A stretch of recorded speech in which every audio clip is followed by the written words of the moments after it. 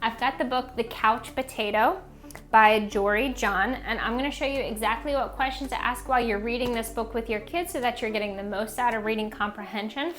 The themes developed in this book are screen time and having a balance with screen time, connection with nature, simple pleasures, real life friendships, face-to-face interactions, and self-discovery.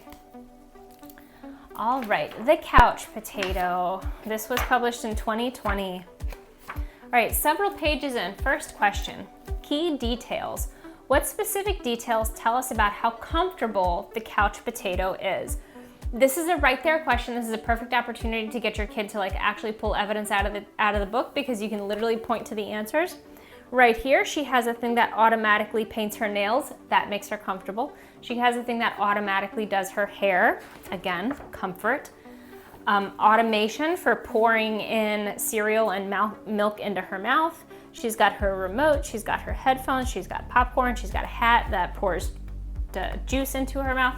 So all of these things are automated, and to her, that is what is defining comfort and the ultimate happiness. This is the situation she wants to live life in. Everything automated, that equals comfort. Next question, character development.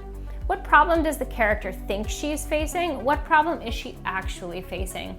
So the character doesn't think she's facing any problem. Well, okay. The problem she's facing is that if her life is not automated, if she doesn't have the thing that automatically paints her nails, if she doesn't have the thing that automatically does her hair, if she doesn't have her headphones, if she doesn't have the thing that pours cereal and milk into her mouth, then her life will be uncomfortable. So the problem she thinks she's facing is that if these things aren't automated and require zero effort for me, then I'm going to be unhappy. If I have to put in effort to do any of these little things, then that is going to make me unhappy. I don't want that. Okay. What problem is she actually facing? As the reader, we know that these things don't actually make you comfortable.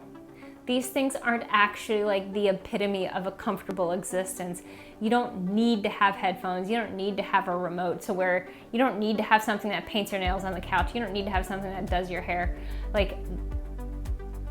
What she's thinking makes her life comfortable, and this is just how she wants her situation to be. Those aren't actually things that make you comfortable. So she's got everything automated and thinks she needs it all. It does not really. Okay, on the next page, we see all of her screens. She says this is the best of all. Okay, page after that. Next question, analyze point of view. What does the couch potato believe is happening? What do we as readers know that they don't? Okay, so this is getting into again, she believes that this is the ultimate existence. This is what is making her comfortable. She needs all of this automation, that this is what life is all about. But what do readers know that they don't? Readers are going to be starting to think about having balance with your screen time, having contact with people outside, having real life friendships, real interactions, and not just having everything automated on a screen or on a device for you, but actually living and doing things. Okay, so as a reader, we're kind of learning from non-example here. All right, so this little event is where the tables kind of turn. It's a really funny situation. She gets this device in the mail, which actually arrives through a chute in the roof of her living room. And it says it was my newest device, a video camera that would allow me to watch myself react while I was watching all of my favorite shows. Okay, yeah. So she plugs that in, the power goes out. Next question, character development. How does the couch potato react to the power going out? This is actually a good thing, because the couch potato does not get angry. She doesn't freak out. She doesn't melt down. She doesn't lose it when the power goes out. She's actually having a really normal reaction. She's just rolling with it. She doesn't really mind. She opens the window and is like, oh my gosh, it's so bright outside. Then she's like, oh, I guess I'll take my dog for a walk because I haven't done that in forever. So she actually copes with the power going out really, really well. nice modeling here from the couch potato about coping when things go wrong. Next question, interpret words and phrases. Are there words that seem surprising? What do they add to the story? Okay, so on these 2 pages, words that I would hope a young reader would pick out are the 56-inch curved screen, ringtone, and desktop background. Now, why would I want a young reader to be able to pick those out? These are all technology words, but this whole page is dedicated to describing the nature and the sounds that Couch Potato sees when she's out walking her dog. She says that everything is so realistic, and she can't believe how realistic everything looks. So she's actually using her eyeballs. So like, yes, everything should be realistic when you use your eyeballs, but she compares it to a 156-inch curved screen. Down here, she is kind of surprised by the sound that the birds are making, like all of the tweeting, and she's like, oh, what a great little sound. Is that a ringtone? But no, of course, it's the birds. And over here, she's looking at the scenery and she's like, it was so picturesque, it looked like a desktop background. And of course, no, it wasn't a desktop background, that was just the actual scenery. So I would want a young reader to be able to pick up the like juxtaposition, they don't need to know that word, but like how these very unusual words are being used to describe a scene that they don't fit in with, right? You don't describe nature using technology words, but that is what the author did here. So some good words to interpret. Next page, character development. What does Couch Potato's behavior tell us about what she is thinking and feeling? Okay, so she realizes that she wasn't worried about the power outage anymore. She wasn't worried about what she was missing. She wasn't worrying about unanswered questions.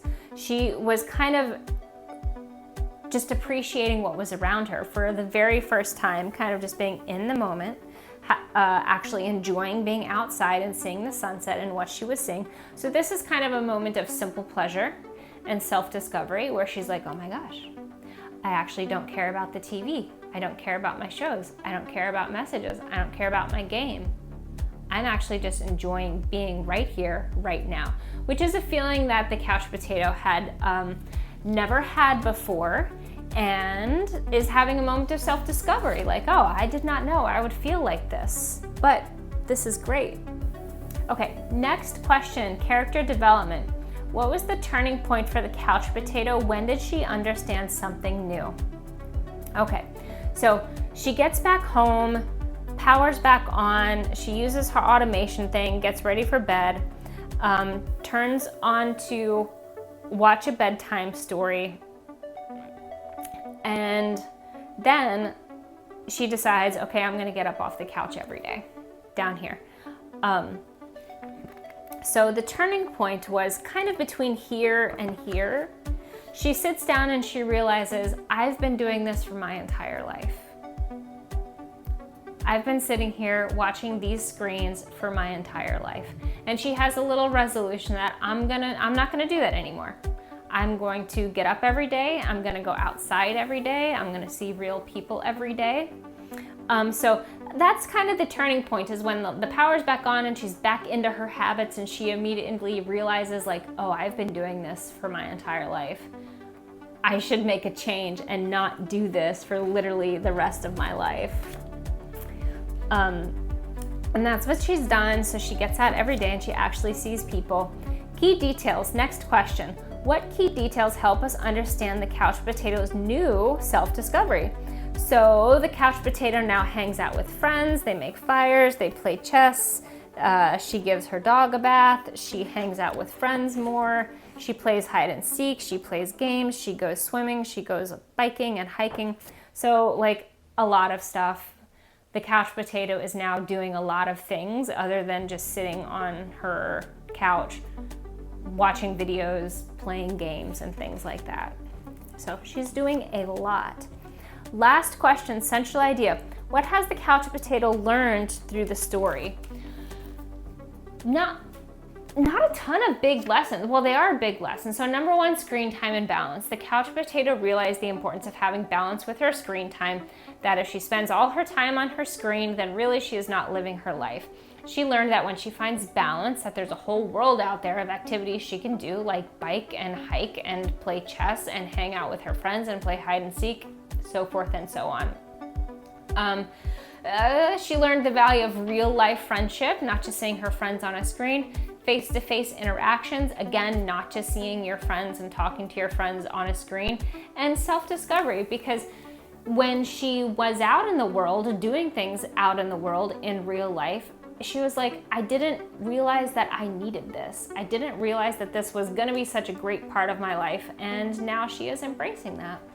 So that is The Couch Potato by Jory John and illustrator Pete Oswald.